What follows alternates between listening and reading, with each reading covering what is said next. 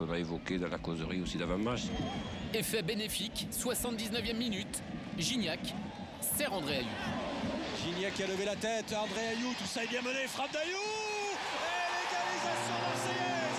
Quelle somptueuse action collective. Les frères Ayou, buteurs, passeurs, en un mot, décisif. C'est pas la première fois qu'on marque ensemble dans le même match, mais c'est vrai que c'est des moments forts parce que peut-être que bientôt, dans 2 ans, on pourra plus vivre des moments comme ça à l'Olympique de Marseille. L'OM est revenu à 2 buts partout et va donc parvenir dans les arrêts de jeu à arracher la victoire. L'erreur de Daniel Congré, la frappe de Gignac. En 12 minutes, Montpellier a tout perdu. Quand on fait les efforts qu'on a fait, quand on déploie le jeu qu'on a déployé, et pour avoir une finalité comme ça, c'est une faute professionnelle de notre part. Vous l'aviez amené ce match, René, 1000 fois. Oui, et après à la fin, on l'a dans le cul. Des illusions des Montpelliérains battus par une équipe marseillaise au mental d'acier, perturbée cette semaine par une perquisition policière au centre d'entraînement, dominée pendant 80 minutes, mais finalement victorieuse. It's not a normal football club and it's unique in that way and I'm loving it, I'm really enjoying it and sometimes when you win a game in the manner we did tonight, it's like taking 4 points. Is it? An hold up. An hold up? Yeah. Like a robbery, you mean? Yeah. Like a robbery? A little bit, yeah, I suppose.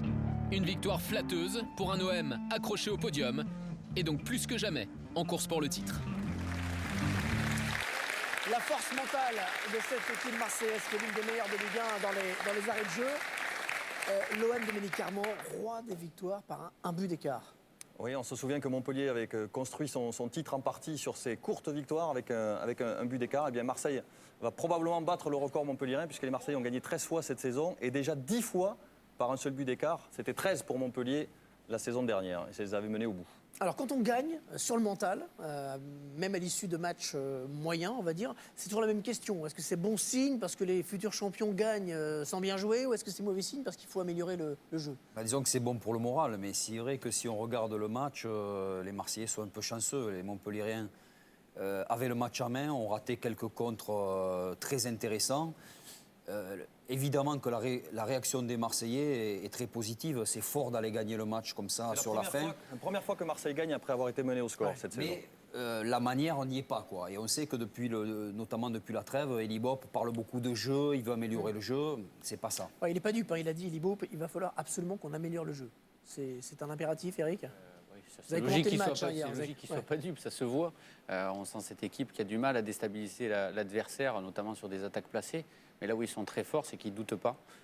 Jordan Ayou l'a dit d'ailleurs dans une interview après-match, on ne doute pas, on croit toujours qu'on peut aller marquer des buts.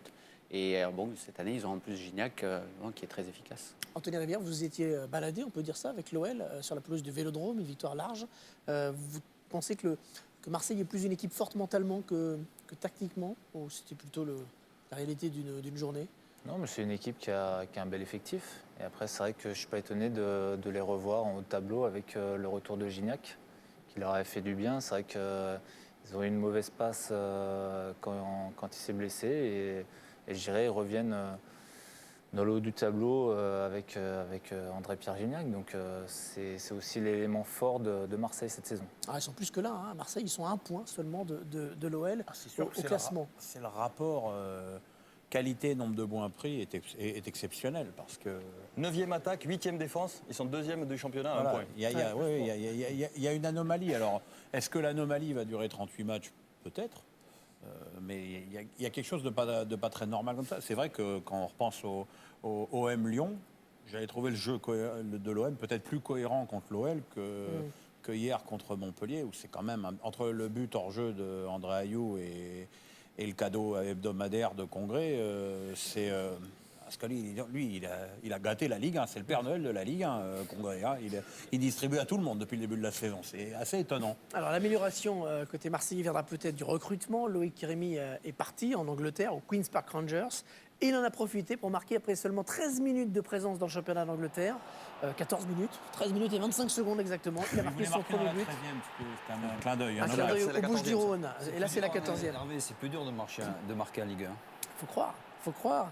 C'était en même temps, il ne jouait jamais. Donc c'est vrai que franchement, quand tu ne joues pas, marquer les buts, c'est compliqué. Hein. Ouais. Et vous verrez un gros reportage sur l'arrivée de Loïc Rémy au Queen's Park Rangers tout à l'heure dans l'équipe du dimanche. Alors, les dirigeants marseillais veulent utiliser une partie de l'argent récolté pour acheter 2 joueurs. Le premier ciblé, c'est Moussa Sissoko, le Toulousain. La tendance, c'est compliqué. En fait, Toulouse et Marseille sont plutôt d'accord. C'est le joueur qui hésite. Il ne veut pas aller à Monaco, il ne veut pas aller à Sunderland, mais il hésite à signer pour l'OM. Et puis l'OM espère un deuxième joueur, alors qu'il a déjà fait un joueur. Ils ont fait une offre officielle pour un Sénégalais qui s'appelle Sougou, qui est un Sénégalais qui joue à Cluj en Roumanie. Je ne sais pas si c'est le deuxième joueur ou s'ils en veulent un troisième éventuellement. J'entends des rires derrière moi. C'est un joueur qui a joué à la Ligue des Champions. C'est un joueur qui a joué à la Ligue des Champions au début de la saison avec Sénégalais Cluj, ça peut faire marrer, mais parfois il y a des bonnes surprises. Il y a des bons joueurs à Cluj. Il faut quoi comme Moussa Sissoko, ce serait parfait comme recrue pour vous? Oui, on sent que le milieu de terrain, on l'a vu encore hier, a besoin d'un joueur qui fasse le lien défense, attaque. Et Moussa Sissoko, c'est vraiment le type qui leur conviendrait très bien. On verra si ça se débloque dans les jours qui viennent. Concernant Montpellier, il était absent hier au Vélodrome et pour l'instant, il n'est pas prêt de revenir. C'est Cyril Jeunechamp.